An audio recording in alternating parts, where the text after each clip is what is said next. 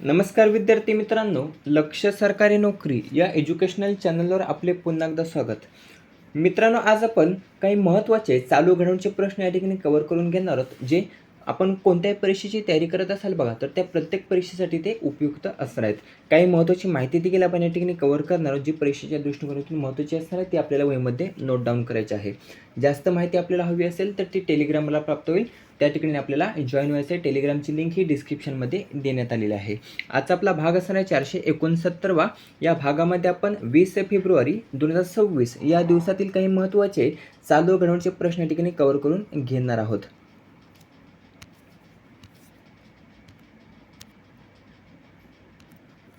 प्रश्न पहिला, नुकतंच भव्य भारत भूषण पुरस्कार हा कोणत्या संस्थेने सुरू केलेला आहे? प्रश्न अतिशय महत्त्वाचा आहे, स्टार मार्क करून ठेवायचा आहे. तर नुकतंच भव्य भारत भूषण पुरस्कार हा पर्याय क ईशा फाउंडेशन, काय ईशा फाउंडेशन या संस्थेने भव्य भारत भूषण पुरस्कार हा नुकतंच सुरू केलेला आहे. या ईशा फाउंडेशनचे संस्थापक कोण आहेत? तर आध्यात्मिक नेते सद्गुरू जग्गी वासुदेव. आध्यात्मिक नेते सद्गुरू जग्गी वासुदेव हे ईशा फाउंडेशनचे अध्यक्ष असून यांनी या पुरस्काराची घोषणाही केलेली आहे.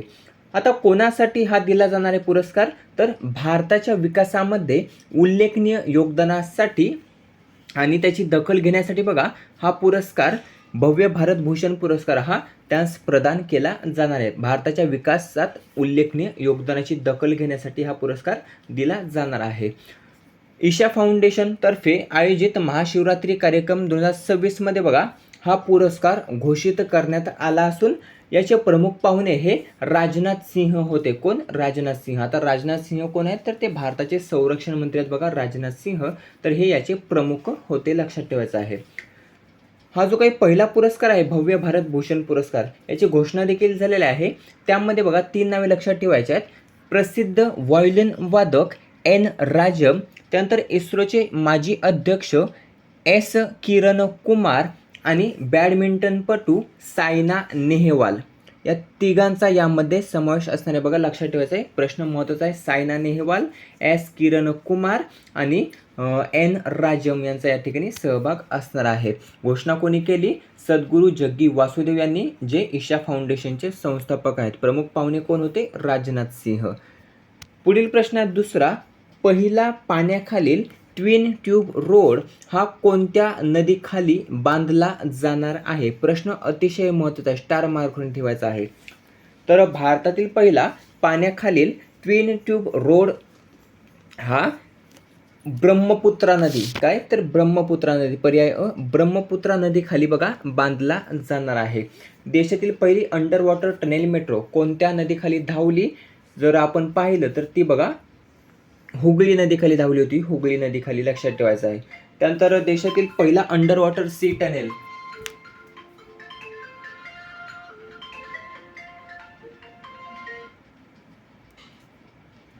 देशातील पहिला अंडर वॉटर सी टनेल हा कोठे निर्माण करण्यात आलेला आहे? तर मुंबई, महाराष्ट्र या ठिकाणी निर्माण करण्यात आलेला आहे. हे देखील लक्षात ठेवायचं आहे. त्यानंतर जगातील सर्वात उंच रेल्वे ब्रिज हा कोणत्या नदीवर बांधण्यात आलेला आहे? तर तो बघा चिनाब नदीवर बांधण्यात आलेला आहे. हे 3 महत्त्वाचे पॉईंट्स आहेत जे आपल्याला लक्षात ठेवायचे आहेत. तर या ब्रह्मपुत्रा नदीखाली बघा, हा पहिला पाण्याखालील ट्विन ट्यूब रोड हा बांधला जाणार आहे. प्रकल्पाचं नाव काय आहे? गोहपूर नुमालीगड बोगदा प्रकल्प. काय? गोहपूर नुमालीगड बोगदा प्रकल्प असं प्रकल्पाचं नाव आहे. कोणत्या राज्यामध्ये विकसित केला जाणार आहे? तर आसाम. आसाम राज्यामध्ये हा विकसित केला जाणार आहे. खर्च जर आपण पाहिला तर तो 18,662 कोटी. किती? 18,662 कोटी एवढा त्यास बघा खर्च हा जाहीर करण्यात आलेला आहे. हा जो ट्विन ट्यूब रोड बोगदा आहे बघा, तर तो जुला ट्यूब रोड कम रेल्वे बोगदा असणार आहे, लक्षात ठेवायचं. रोड कम रेल्वे बोगदा असणार आहे, ज्याची लांबी आपण पाहिली तर ती 34 किलोमीटर असणार आहे, 34 किलोमीटर. या प्रकल्पामध्ये 2 समांतर बोगदे असणार आहेत. या प्रकल्पात महामार्ग 15 वरील गोहपूर ते राष्ट्रीय महामार्ग 715 वरील नुमालीगड पर्यंत 4 लेन प्रवेश नियंत्रित ग्रीनफील्ड कनेक्टिव्हिटी कॉरिडॉर हा बांधणे या ठिकाणी समाविष्ट असणार आहे. पुन्हा एकदा सांगतो, या प्रकल्पामध्ये महामार्ग 15 वरील गोहपूर ते राष्ट्रीय महामार्ग 715 वरील नुमालीगड पर्यंत 4 लेनचा प्रवेश नियंत्रित ग्रीनफील्ड कनेक्टिव्हिटी कॉरिडॉर हा बांधला जाणार आहे, ज्यामध्ये ब्रह्मपुत्रा नदीखाली 15.79 किती 15.79 किलोमीटरचा रस्ता हा कम बोगदा या ठिकाणी समाविष्ट असणार आहे. हा जो काही ट्विन ट्यूब रोड बोगदा असणार आहे बघा, तर तो जगातील दुसरा असणार आहे आणि भारतातील पहिलाच असणार आहे. म्हणजे एका बाजूला रेल्वे वाहतूक असणार आहे आणि एका बाजूला आपला महामार्ग वाहतूक असणार आहे, हे लक्षात ठेवायचं आहे. कोणत्या ठिकाणी बांधले जात आहे, तर आसाम या ठिकाणी बांधले जात आहे. पुढील प्रश्न आहे तिसरा, एअरबस H-125 हेलिकॉप्टरच्या अंतिम असेंब्ली लाईनचे उद्घाटन कोठे करण्यात आले? प्रश्न हा देखील महत्त्वाचा आहे. तर एअरबस H-125 हेलिकॉप्टरच्या अंतिम असेंब्ली लाईनचे उद्घाटन हे पर्याय क वेमगल कर्नाटक या ठिकाणी करण्यात आलेले आहे. आता कोणाच्या हस्ते विचारलं जाऊ शकतं, तर भारताचे पंतप्रधान नरेंद्र मोदी आणि फ्रान्सचे राष्ट्राध्यक्ष जे आपल्या भारत दौऱ्यावर आले होते बघा, इमॅन्युएल मॅक्रॉन, तर नरेंद्र मोदी आणि इमॅन्युएल मॅक्रॉन यांच्या हस्ते या एअरबस H-125 हेलिकॉप्टर अंतिम असेंब्ली लाईनचे उद्घाटन वेमगल कर्नाटक या ठिकाणी करण्यात आलेले आहे. आता कर्नाटकमध्ये कोठे, तर कोलार या ठिकाणी, कोठे कोलार या ठिकाणी याचं उद्घाटन हे केलं गेलं. हे जे काही एअरबस H-125 हेलिकॉप्टर असणार आहे बघा, तर ते देशातील पहिलं खाजगी क्षेत्रातील अंतिम असेंब्ली लाईन असणार आहे, हे लक्षात ठेवायचं आहे. देशातील पहिलं खाजगी क्षेत्रातील एअरबस H-125 हेलिकॉप्टर अंतिम असेंब्ली लाईन असणार आहे. पुढील प्रश्न आहे चौथा, जमिनीच्या नोंदीवर कर संहिता लागू करण्याची घोषणा कोणत्या राज्याने केलेली आहे? तर ओडिसा. पर्याय क ओडिसा राज्य सरकारने जमिनीच्या नोंदीवर कर संहिता लागू करण्याची घोषणा ही केलेली आहे. ओडिसाचे मुख्यमंत्री कोण आहेत? मोहन चरण माझी आहेत. भुवनेश्वर ओडिसाची राजधानी आहे. पाचवा प्रश्न आहे, राष्ट्रीय महामार्गाजवळ मधमाशी कॉरिडॉर विकसित करण्याचा उपक्रम कोणी केलेला आहे? तर याचं उत्तर आहे पर्याय ब, भारतीय राष्ट्रीय महामार्ग प्राधिकरण, ज्याला आपण नाही म्हणतो बघा, नाही, NHAI, नाही. या नाहीने बघा राष्ट्रीय महामार्गाजवळ मधमाशी कॉरिडॉर विकसित करण्याचा उपक्रम हा नुकताच सुरू केलेला आहे. फुल फॉर्म नाहीचा आपण पाहिला, मराठीमध्ये होतो भारतीय राष्ट्रीय महामार्ग प्राधिकरण, इंग्लिशमध्ये विचारलं जातं, त्यासाठी लक्षात ठेवायचं आहे national highway authority of India, national highway authority of India असा इंग्लिशमध्ये त्याचं पूर्ण रूप आहे. याचे अध्यक्ष सध्या कोण आहेत? संतोष कुमार यादव. कोण? संतोष कुमार याचे सध्याचे अध्यक्ष आहेत. 1988च्या कायद्यानुसार 1995 मध्ये ही संस्था कार्यान्वित झालेली आहे. आता याचं उद्दिष्ट काय आहे? मधमाशी कॉरिडॉर विकसित करण्याचं उद्दिष्ट काय आहे? तर जैवविविधता जपण्यासाठी व परागकण संवर्धनासाठी हे बघा राबवले जाणार आहे. महामार्गाच्या हरित पट्ट्यामध्ये फुलांची झाडे, झुडपे आणि औषधी वनस्पती लावून मधमाशा व इतर परागकणांना वर्षभर मध उपलब्ध करून देणे हा यामागचा उद्दिष्ट आहे. सहावा प्रश्न आहे, जागतिक सामाजिक न्याय दिवस कोणत्या दिवशी साजरा करण्यात आला? तर जागतिक सामाजिक न्याय दिवस हा पर्याय ड 20 फेब्रुवारी, 20 फेब्रुवारीला नुकतंच साजरा करण्यात आलेला आहे. यावर्षीची थीम विचारली जाऊ शकते, तर सामाजिक विकास आणि सामाजिक न्यायासाठी नूतनीकरण वचनबद्धता. काय? सामाजिक विकास आणि सामाजिक न्यायासाठी नूतनीकरण वचनबद्धता ही यावर्षीची सामाजिक न्याय दिवस 2026ची थीम होती, जी लक्षात ठेवायचं आहे. बहुतेक वेळा आता कोणत्या दिवशी साजरा करण्यात आला यापेक्षा थीम काय होती यावर प्रश्न हे जास्त विचारले जातात, त्यासाठी थीम लक्षात ठेवायची आहे. सातवा प्रश्न आहे, institute of chartered accounts of India याचे अध्यक्ष कोण बनले आहेत? तर पर्याय ड प्रसन्न कुमार डी. प्रसन्न कुमार डी हे आता institute of chartered accounts of इंडियाचे नवे अध्यक्ष असणार आहेत. आठवा प्रश्न आहे, स्त्री सुरक्षा योजना खालीलपैकी कोणत्या राज्य सरकारने सुरू केली आहे? तर स्त्री सुरक्षा योजना खालीलपैकी बघा पर्याय ब केरळ राज्य सरकारने सुरू केलेली योजना आहे. कोणासाठी? तर बेरोजगार महिला आणि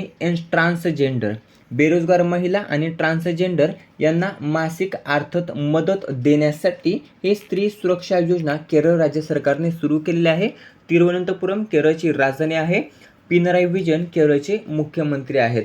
दरमहा किती रुपये आर्थिक सहाय्य दिले जाणार आहे? तर दरमहा 1,000 रुपये आर्थिक सहाय्य हे दिलं जाणार आहे.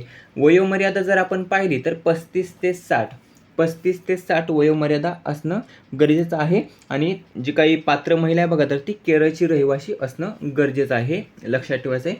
जे परीक्षेमध्ये विचारलं जातं बघा पर्यायांमध्ये.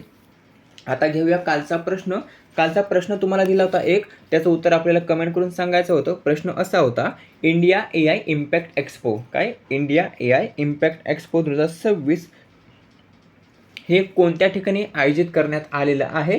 तर भारत मंडपम नवी दिल्ली या ठिकाणी इंडिया AI इम्पॅक्ट एक्सपो 2026 याचं आयोजन हे करण्यात आलं होतं. आता घेऊया आजचा प्रश्न, जो आपल्याला याचं उत्तर कमेंटमध्ये सांगायचं आहे.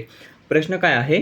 जगातील पहिले AI शहर भारतामध्ये कोठे स्थापन केले जाणार आहे? ज्याचं उत्तर आपल्याला जास्तीत जास्त कमेंट करून सांगायचं आहे.